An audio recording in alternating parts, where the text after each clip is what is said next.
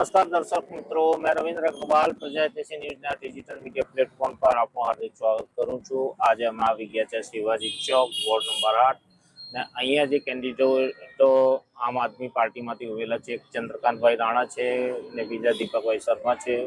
આજે અમને એમને પૂછશું કે ભાઈ આ વિસ્તારની શું સમસ્યાઓ છે ખરેખર ને તમે ચૂંટણીમાં વહેલા છે, જ્યારે કે દીપકભાઈ શર્મા તો અનેક પ્રકારના જે સામાજિક કાર્યો છે એમાં જોડાયેલા છે, જેમાં મેન તો એમના ગૌ ધર્મ ના ન્યૂઝપેપર પણ છે અને ગૌ માટે એ ટોટલી સમર્પિત છે। ગૌની જ્યારે રક્ષા કરવાની રાતના 12 વાગે ઉઠીને જાય છે અને આજે એક ચૂંટણીમાં ઉભા થયેલા છે। તો એવું શું કારણ બન્યું કે વિજલપુર વિસ્તારથી એમને ચૂંટણીમાં ઉભા રહેવું પડે? અહીંયાની કંઈ ને કંઈ સમસ્યા છે, દીપકભાઈ કહે છે। તો દીપકભાઈ શું સમસ્યાઓ છે અહીંયાની? રવિભાઈ, આપના માધ્યમથી હું વોર્ડ નંબર 8ની જે જનતા છે તેને કહેવા માંગુ છું કે તમારો જે મત છે, તમે જે આપવાના છો એ ખૂબ કિંમતી મત છે। હવે તમે જોયું જ છે કે ભારતીય જનતા પાર્ટી ખાસ કરીને ખાલી ધર્મના નામ પર એ લોકો રાજનીતિ કરતા હોય છે અને આપણા વિજલપુરના અંદર વિકાસ તો તમે ગમે ત્યાં શોધો, તમને ક્યાંય વિકાસ જોવા મળશે નહીં। વિકાસ જો જોવો હોય તો તમે આપણા શિવાજી ચોક પર તમે જોઈ શકો છો કે આખો રોડ જે ખોદેલો છે તે છેલ્લા 3 મહિનાથી ખોદેલો છે। નકરી ડમરીઓ એના અંદર ઉડે છે ધૂળની। અને હવે તમે એ પણ જોઈ શકો છો કે આ જે રોડ છે, ડામર રોડ જે બનેલો તે 2025માં બન્યો। જે અત્યારે જે પાઇપલાઇન નાખવામાં આવે છે તે 2024માં એનું ટેન્ડરિંગ થઈ ગયેલું, તેમ છતાં 24માં કામ નહીં કરીને હવે રોડ બનાવ્યા પછી એ લોકો ભૂલી જાય છે અને પાછા એ લોકો પાઇપલાઇન નાખે છે। એટલે આ જે જાહેર જનતાના જે પૈસા છે, ટેક્સના જે પૈસા છે, તેનો કઈ રીતના વ્યય થાય છે એ તમે સ્પષ્ટ જોઈ શકો છો। 3 મહિનાથી સતત અહીંયા ધૂળ ઉડે છે, ત્યાર સુધી ભારતીય જનતા પાર્ટીને કોઈ દિવસ એમના કામકાજ નથી દેખાતા। અને હવે જ્યારે ઇલેક્શન આવ્યું ત્યારે એ લોકોએ, તમે કેમેરામેનને કહીશ તમારા કે બતાવે લોકોને કે હવે એ લોકો અહીંયા આખા જે તોડેલું હતું તેના ઉપર હવે એ લોકો પાણીનો છંટકાવ કર્યો છે કે જેથી કરીને ધૂળ નહીં ઉડે અને જાહેર જનતાને જે મગજ છે એને વોશ કરી શકાય અને હવે વોટ લેવા માટે લોકોને કહી શકાય કે ભાઈ હવે ધૂળ નથી ઉડતી। જો કે પાણી જે નાખવામાં આવ્યું છે આખું શિવાજી ચોકથી લઈને ભારતીય જનતા પાર્ટીના જે કાર્યાલય છે સુશ્રુષા હોસ્પિટલ સામે ત્યાં સુધી પાણી નાખવામાં આવ્યું। સુશ્રુષા હોસ્પિટલથી જે આશાપુરી મંદિર સુધીનો જે રસ્તો છે તેના ઉપર આજે પણ પાણી નાખવામાં આવ્યું નથી।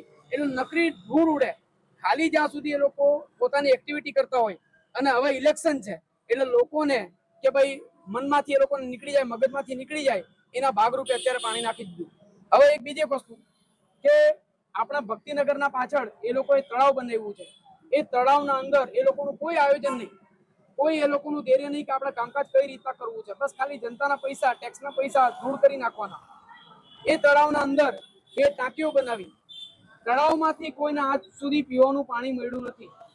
આજે જે એ લોકોનું પીવાનું પાણી આવે છે તેનાથી કપડાં પણ નહીં ધોવાય એવું પીવાનું પાણી આવે છે। જાહેર જનતા જાણે છે, દર વર્ષે એ લોકોને વાયદાઓ કરે છે કે અમે તમને પીવાનું પાણી આપીશું। દરેક જાહેર જનતાએ ચેતવાની જરૂર છે। તમે દર ફેરી ફિલ્ટર પાણી લોકો મંગાવતા હોય એનો પણ એ લોકો ચાર્જ દેતા હોય છે અને નગરપાલિકાના અંદર પણ એ લોકો ટેક્સના પાણીના માટેનો ચાર્જ ભરતા હોય છે। જાહેર જનતા આખરે જવાનું ક્યાં? કારણ કે કોઈ સુખ સુવિધાઓ એ લોકોને મળતી નથી। અમારે ત્યાં જે બ્રિજોના કામ ચાલે છે તમે જુઓ જ છો કે એક વખત અમેરિકાથી માણસ ભારતમાં આવવાનું સહેલું છે, પર જો આપણે રેલવેની પેલી સાઈડથી એટલે કે ગેલકડીમાંથી, ગોપાલનગરમાંથી, એરું 4 રસ્તામાંથી જો તમારે વિજલપુર આવવું હોય તો ખૂબ મુશ્કેલ છે। છેલ્લા 4 વર્ષથી લોકો આ બ્રિજ તમે જોઈ રહ્યા છો કાચબાની ગતિએ બને છે, બરાબર, લોકો ત્રાસેલા છે। સુરતના અંદર આખી મેટ્રો ટ્રેન બની ગઈ, આખા સુરતને સાંકળી લેવામાં આવ્યું છેલ્લા 2 કે 3 વર્ષમાં। અને આપણે ત્યાંનો જે 500 મીટરનો ખાલી એક બ્રિજ છે તે છેલ્લા સતત 4 વર્ષથી બને છે સાહેબ। અને એ એરિયામાં તમે જઈને લોકોને પૂછો કે કઈ રીતના આખી કનેક્ટિવિટી તૂટવાના કારણે લોકોના વેપાર ધંધા પડી ભાંગ્યા। વિજલપુરનો માણસ જો એને સામે એરું 4 રસ્તા જવું હોય તો રેલવે સ્ટેશન આખું ફરીને એ વ્યક્તિ ત્યાં સુધી પહોંચે છે। આવી ભારતીય જનતા પાર્ટીની કાર્યપ્રણાલી જો તમે સમજી શકો છો।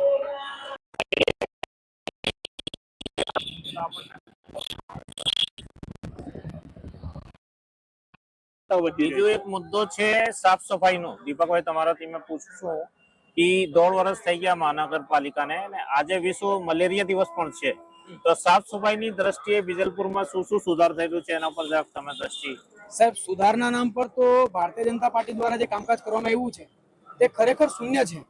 શૂન્ય કઈ રીતના છે તો હું તમને બતાવી દઉં કે તમે રામનગર થી લઈને તે આપણા રેલવે કોલોની અને પાછળ જે આપણો ગૌતમનગર છે ત્યાં સુધી તમે જઈ આવો, તમને આખા રોડના ઉપર ઠેર ઠેર તમને એમ લાગશે કે લગભગ આ કચરા ઠાલવવા માટેનું સ્થળ છે એવું એ લોકોએ કરી નાખ્યું છે.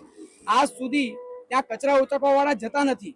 બીજી એક વસ્તુ કે પાછળ જે આપણું જે બ્રિજ બને છે વિજલપુર ફાટક વાળો, બરાબર, એ સોસાયટીમાં તમે જાઓ એટલે એ સોસાયટીના મેઇન રોડ પર જ ખાલી પેલો કચરા વાળા આવે છે.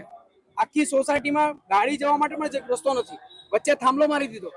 આખી સોસાયટી એ લોકોનો વિરોધ કર્યો પણ તેમ છતાં પણ ખાલી થાંભલો હટાવવા માટે, કારણ કે અંદર એમ્બ્યુલન્સ કે કોઈ નહીં આવે, તેમ છતાં પણ એ લોકોએ થાંભલો નહીં લીધો એટલે ખસકાવ્યો નહીં.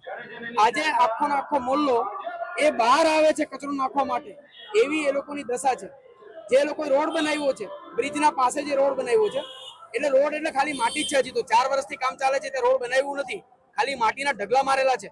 એ ઢગલાના લેવલથી સોસાયટીનું જે નીચેનું લેવલ છે એ લેવલ લગભગ 2.5 થી 3 ફૂટ નીચે છે. આ ગઈકાલે જયારે અમે લોકો અત્યારે ડોર ટુ ડોર કરતા છે ત્યારે આમ આદમી પાર્ટીને ખૂબ સરસ રિસ્પોન્સ મળતું છે. લોકોનું સામે ભારતીય જનતા પાર્ટીનું નામ લેતા એ લોકોના આંખમાં આંસુ આવી જાય છે. એ લોકોનું એટલું ભારી એ લોકોનું કામકાજ છે. એ મોહલ્લામાં તમે જઈને એક વખત ફરો, આપણે ત્યાં ડ્રેનેજ જે છે ડ્રેનેજ બધી તમામ તમે પણ જુઓ છો, દરેક ડ્રેનેજ બધી ચોકઅપ થઈ જાય છે. ચોકઅપ થવાનું કામકાજ અમારા જે ભાજપના જે કોર્પોરેટરો છે વિજલપુરના, એ લોકોનું નવસારી મહાનગરપાલિકાના અંદર જે અધિકારીઓ છે તેમની સાથે કોઈ તાલમેલ નથી. કારણ કે એ લોકોને ખબર જ નથી પડતી કે કયું કામ પહેલા કરાવવાનું, પહેલું કામ ક્યારે કરાવવાનું. વસ્તુ તમે સમજ પડી. અહીંયા અમારું જે પમ્પિંગ સ્ટેશન છે તે આપણા વિજલપુરમાં ખાલી અમારું એક જ ગાર્ડન, તે પણ આંબેડકર ગાર્ડન જે આશાપુરી મંદિરના પાછળ છે, તેના અંદર ફેણિયા આવે, બાળકો રમે ક્યાં, સાફ સફાઈ અભાવ છે. અડધો ગાર્ડન તો જંગલ જેવું દેખાય. તમારે ગિરનાર જવાની જરૂરત નથી. જો તમારે જંગલ જોવું હોય તો એ ગાર્ડન અંદર તમે જઈને જોઈ શકો છો. સાધન સામગ્રી બધી તૂટેલી ભાંગેલી છે. અહીંયા તમારે જોવું હોય અત્યારે હાલમાં વોર્ડ નંબર 8માં તમે મને એમ કહો ને કે ભાઈ અહીંયાથી આપણે 100 મીટર પર તમે મને કોઈ ભ્રષ્ટાચાર દેખાડો, હું તમને દેખાડી શકું. આ જુઓ, આ એ લોકોનું કાર્યાલય છે સામે, બરાબર, આ સામે ભાજપનું કાર્યાલય, અમારા કોર્પોરેટર સાહેબ સામે ચંદ્રનગરના અંદર બધા રહી છે. અને આ શિવાજી ચોક એ વિજલપુરનું હાર્દ છે. હાર્દના અંદર કામકાજ કેવું છે હું તમને ખાલી 2 મિનિટ, આગળ જવાની જરૂર નથી, ખાલી જસ્ટ બાજુમાં આવો એટલે હું તમને દેખાડી દઉં. આ વર્ષોથી સાહેબ આ પ્રોબ્લેમ વર્ષોથી ત્યાં સુધી આ પ્રોબ્લેમ વર્ષોથી છે. આ જુઓ, આ તમારા પાછળ જુઓ ભાઈ, અહીંયા આવો ને, આ એ લોકોની લાઈન વીજ કનેક્શન હવે આ જાહેર રોડ ના ઉપર છે. આ તમે જોઈ શકો, અહીંયા તમે જોઈ શકો આ છૂટા વાયર છે. ભાઈ એક આસળ આવીને બતાવો, એ લોકોનું કામકાજ દેખાડો. આ છૂટા વાયરો અહીંયા મેઇન ડિવાઈડર ના ઉપર ત્યાં સુધી આ જો આ રખડતા ઢોર તમને દેખાય છે. હવે આને બધાને આપણે પકડીને થોડી લાવેલા છે. તો જે મુખ્ય મુદ્દા છે અહીંયા સાફ સફાઈના છે, પીવાના પાણીના છે, ગટરના છે, અને જે જનતાના મૂળભૂત મુદ્દાઓ છે એ લઈને આમ આદમી પાર્ટી ફોકસ લઈને અહીંયા વોર્ડ નંબર 8માં કામ કરી રહી છે અને એ લોકોને સારો પ્રતિસાદ પણ મળી રહ્યો છે અને એ લોકો પબ્લિકના વચ્ચે જઈને પોતાની વાતો રાખી રહ્યા છે કે અહીંયાના જે મૂળભૂત મુદ્દાઓ શું છે. તમે બ્રાન્ડ ઉપર નહીં જાઓ, તમે હવે મુદ્દા જો, તો મુદ્દા ઉપર અહીંયા ચૂંટણી લડવામાં આવી રહી છે.